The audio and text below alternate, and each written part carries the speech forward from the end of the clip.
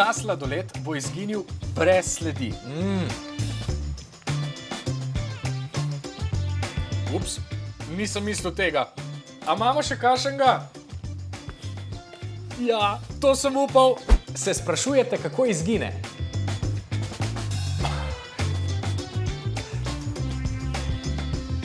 Za izginotje vsebine bom poskrbel jaz, za razgradljivo embalažo pa je že poskrbel Špar.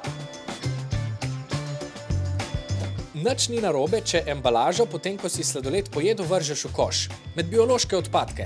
Ampak jaz imam še eno idejo. Ko ti življenje da limone, narediš limonado. Kaj pa, kad ti zmanjka limon? Lahko greš v Špar in kupiš nove, ali pa jih vzgojiš doma. In to v embalaži tega sladoleda, ki je razgradljiva. Čas je za vrtičkanje. Najboljše je, če vzameš več limoninih pešk in jih namočiš v toplo vodo. Aj, pazi, da ni prevroča, tudi zaradi pešk. Super. Zdaj pa to pustimo počivati čez noč, da se ovoj na peškah lepo omehča. Se vidimo jutri. Čas hitro mine, če se zabavaš. Poglejmo, kaj se je medtem zgodilo s peškami. Ko je ovoj dovolj zmehčan, ga lahko odstraniš. Preden jih posadiš, morajo tako semena biti oluščena. Fino je, če so pred uporabo shranjena v hladnem prostoru in dobro posušena.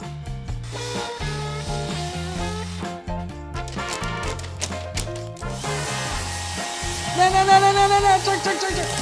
Zdaj pa sledi najbolj zabaven del. Embalažo sladoleda Špar Natur Pur napolnimo z zemljo, skoraj do vrha. Vanjo zapičimo semena v krožni obliki, da bodo imela dovolj prostora.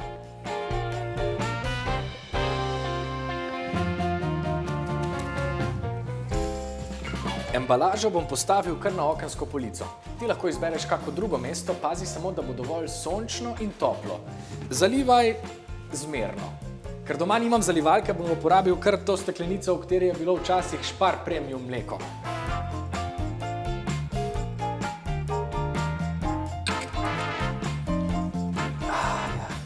In čez nekaj dni bodo iz zemlje pogledali prvi zeleni poganjki. Komaj čakam.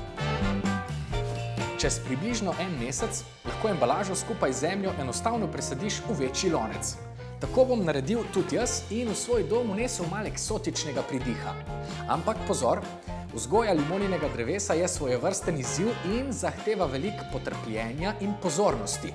Da obrodi sadove, lahko traja tudi do več let.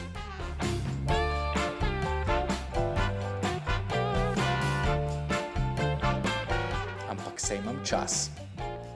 Se ti oglasim čez par let, ko dobim prve limone. Do takrat bom pa užival v teh iz Špara. Na zdravje in na okolju koristne projekte.